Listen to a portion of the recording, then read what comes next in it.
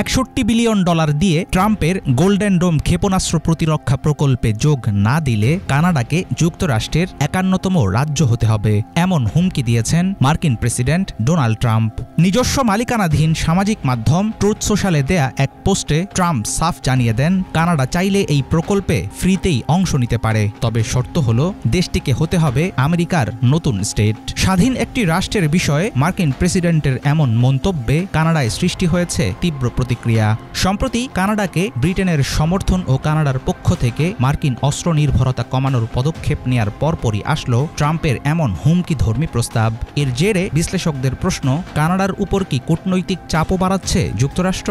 ইউরোপের সঙ্গে সম্পর্কের অবনতি ও প্রতিবেশীর সাথে সংকট বৃদ্ধির মধ্য দিয়ে একঘরে হচ্ছে কি আমেরিকা? দ্বিতীয় মেয়াদে হোয়াইট হাউসে আসার পর থেকে ট্রাম্প কয়েকবারই কানাডাকে আমেরিকার ৫১তম রাজ্য হিসেবে উল্লেখ করেছেন।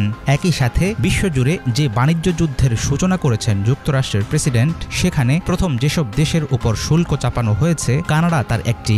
এমন টানাপোড়েনের মাঝে গোল্ডেন ডোম প্রকল্পে চাঁদা না দিলে কানাডাকে রাজ্যে পরিণত করার হুমকি ভালোভাবে নেয়নি দেশটির সরকার। আগামী জুলাইয়ের মধ্যে ইউরোপীয় প্রতিরক্ষা উদ্যোগ রিআর্ম ইউরোপের সঙ্গে কানাডার যুক্ত হওয়ার কথা জানান প্রধানমন্ত্রী মার্ক কার্নি। এর মাধ্যমে অনেকাংশে কমবে সমরাস্ত্রের ক্ষেত্রে যুক্তরাষ্ট্রের উপর নির্ভরতা।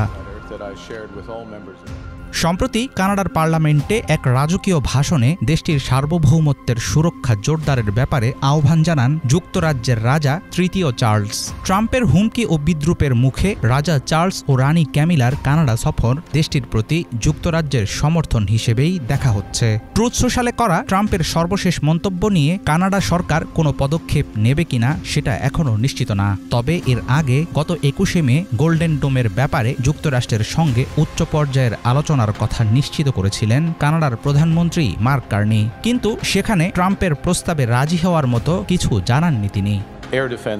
আকাশ প্রতিরক্ষা, ব্যালিস্টিক মিসাইল ও আন্তঃমহাদেশীয় ক্ষেপণাস্ত্র প্রতিরক্ষা, এমনকি মহাকাশ থেকে ভবিষ্যতে আসতে পারে এমন মিসাইলের বিরুদ্ধে সমন্বিত প্রতিরক্ষার বিষয়টি আমাদের দেশের জন্য একটি বাস্তব হুমকি। আমরা সেই হুমকিকে গুরুত্ব সহকারে দেখছি। আমরা যদি চাই তাহলে বিনিয়োগ ও অংশীদারিত্বের মাধ্যমে গোল্ডেন ডোম প্রকল্প সম্পন্ন করার সক্ষমতা আমাদের রয়েছে। বিষয়টি নিয়ে উচ্চ পর্যায়ে আলোচনা হয়েছে এবং আমরা সেটা বিবেচনা করছি। তবে আমি নিশ্চিত না এটা আসলে কোনো দর কষাকষির বিষয়ও না, এগুলো সামরিক সিদ্ধান্ত।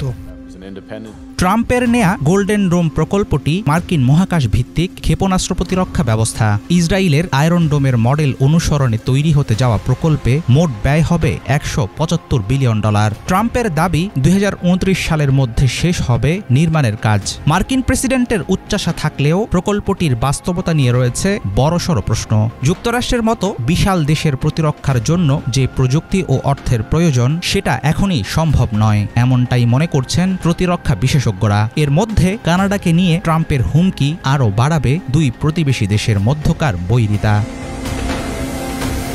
হাফিজুল ইসলাম, বাংলা ভিশন।